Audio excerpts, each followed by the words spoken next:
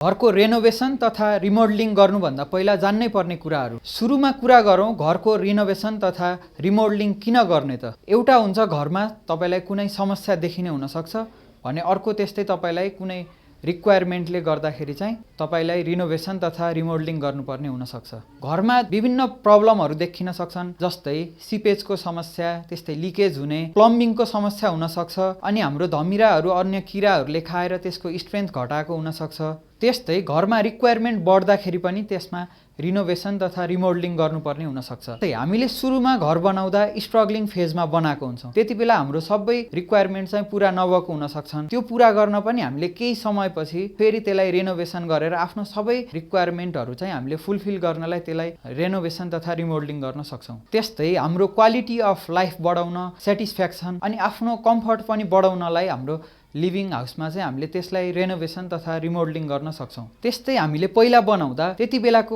डिजाइनमा चाहिँ बनाएको हुन्छौँ, त्यो डिजाइनलाई चाहिँ अहिले चेन्ज गरेर राम्रो फिनिसिङ दिन अनि मोडर्न डिजाइनमा बनाउन। त्यस्तै अब हामीलाई ट्रेडिसनल लुक्स नै चाहिएको छ भने पनि त्यसलाई फेरि रिडिजाइन रिमोडलिङ गरेर चाहिँ हामीले त्यसको लुक चेन्ज गर्न सक्छौँ। त्यस्तै हामीले पेन्ट्समा आएको डिफेक्टहरू हटाउन चाहिँ त्यो डिफेक्ट रिमुभ गर्नलाई पनि हामीले रेनोभेट गर्न सक्छौँ। र अब कुरा गरौँ रेनोभेसन तथा रिमोडलिङ कसरी गर्ने, रेनोभेसन गर्दा चाहिँ के कुरामा हामीले ध्यान दिनुपर्छ त्यसको बारेमा चाहिँ कुरा गरौँ। यदि तपाईको घर वाल सिस्टमको छ भने तपाईले त्यसमा रेनोभेसन रिमोडलिङ गर्दा एकदमै ध्यान दिनुपर्छ। तपाईले त्यहाँ वालमा भएको एउटा पनि इटा निकाल्नु मिल्दैन, किनकि तपाईको त्यो होल वालले नै तपाईको लोड लिएको हुन्छ। सम्पूर्ण स्ट्रक्चरको चाहिँ सबै इटाहरूले लोड लिएको हुनाले हामीले एउटा पनि इटा हटाउनु मिल्दैन। त्यस्तै हामीले रिमोडलिङ अथवा रेनोभेसन गर्दा कस्तो खालको कम्पनीलाई दिन्छौँ त्यसमा पनि विशेष ध्यान दिनुपर्छ। हाम्रो घरमा रेनोभेसन गर्दा हामीले धेरै नै तोडमोड गर्नुपर्ने हुनसक्छ। त्यस्तो गर्दा यदि हाम्रो स्किल म्यान पावर छैन, ब्याड वर्कम्यानसिप भयो भने चाहिँ त्यसमा चाहिँ धेरै नै विचार गर्नुपर्छ।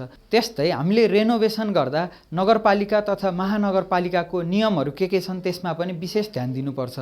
हामीले रेनोभेसन गर्दा विशेष गरी कुनै हामीले स्पेस बढाउँदैछौँ अथवा रुम थप्दैछौँ भने चाहिँ त्यो हाम्रो फ्लोर एरिया रेसियो फारको नियमले चाहिँ त्यो हामीलाई थप्न दिन्छ कि नै त्यसमा एउटा विशेष ध्यान दिनु पर्यो। त्यस्तै हामीले सेटब्याक, अब हामीले रेनोभेसन गर्दा होल स्ट्रक्चरलाई नै एक्सपान्ड गर्दैछौँ भने चाहिँ सेटब्याकको नियमलाई पनि ध्यान दिनुपर्छ। त्यस्तै कुनै महानगरपालिका जस्तै काठमाडौँ महानगरपालिकामा चाहिँ हाम्रो सुरुमा नक्सा पास गर्दाखेरि जुन डिजाइन हुन्छ त्यो डिजाइनभन्दा हामीले स्ट्रक्चरहरू कुनै पनि थप्न पाउँदैन। त्यस्तै रिनोभेसन गर्दा अर्को ध्यान दिनुपर्ने कुरा भनेको चाहिँ त्यसको लुक्स हो।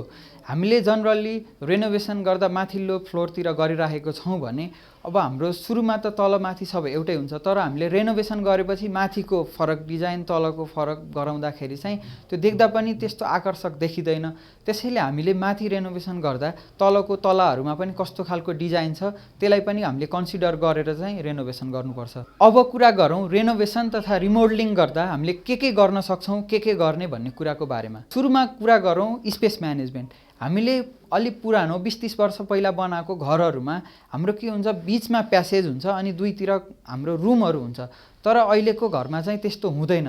त्यसको लागि चाहिँ अब हामीले त्यो बिचको प्यासेजलाई पनि कभर गर्ने गरी लिभिङ स्पेस अलि ठुलो बनाउने, किचन डाइनिङ सँगै बनाउँदाखेरि चाहिँ त्यो हाम्रो प्यासेजलाई पनि कभर हुने गरी रुम बनाएर अनि साइडमा हामीले टोयलेट बाथरुमहरू राखेर त्यसरी चाहिँ बनाउन सक्छौँ। हामीले त्यही भएको स्पेसलाई म्यानेज गरेर हामीले बेडरुमहरू पनि हामीले चेन्ज गर्न सक्छौँ। यसरी पहिले बनिसकेको घरमा भएको स्पेसलाई हामीले त्यो कोठाहरूको पोजिसन हामीले मोडिफाई गरेर चाहिँ हामीले रेनोभेसन तथा रिमोडलिङ गर्न सक्छौँ। हामीले रेनोभेसन गर्दा चाहिँ हामीले सकेसम्म लाइट वेट हुने मेटेरियलहरू चाहिँ प्रयोग गरेर कम लोड आउने गरी चाहिँ हामीले थप्न सक्छौँ कुनै पनि स्ट्रक्चरहरू। र त्यस्तै हामीले कुनै पनि बिल्डिङमा रेनोभेसन गर्दैछौँ भने चाहिँ